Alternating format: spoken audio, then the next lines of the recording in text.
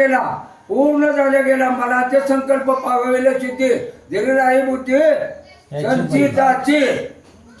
त्यावेळेस पूर्ण झाले गेला ऐसा सुख सोहळा. काय वर्णू म्हणले, शेषाच्या 1000 जीवा झाल्या. धनीनं पुरे गुण गाता, रूपद्रष्टीने न्याळीता. बरवा बरवा पांडुरंग कांती सावळी सुरंग.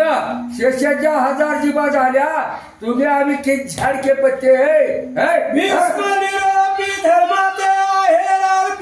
समजताते सकळ बैसुनी मय सभेते ते तिचे कौतुक दाखवी. आता मयासुराने रचलेली सभा आहे ती. आता मयासूर कोण होता काय नाही, ती रात्रच्या आद्यात होऊन गेले कालच्यात. ती रचलेली सभा आहे.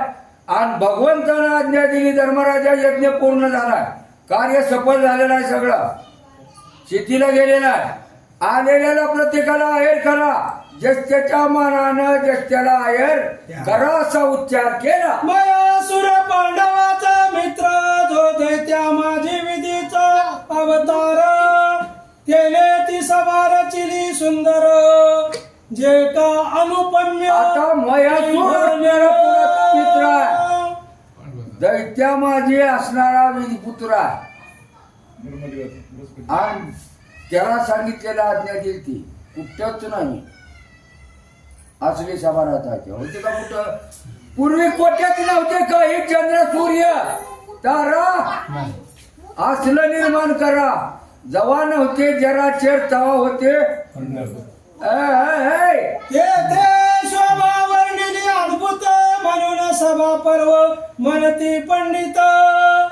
जन्मेंजय शिवैशंपायन सांगत श्री भारत ग्रंथ माझी. आता कुठंच नव्हतं, कुठं पाहिलं नव्हतं, बघायला नव्हतं, ऐकाय नव्हतं. असलं सगळं वर्णन केलं होतं.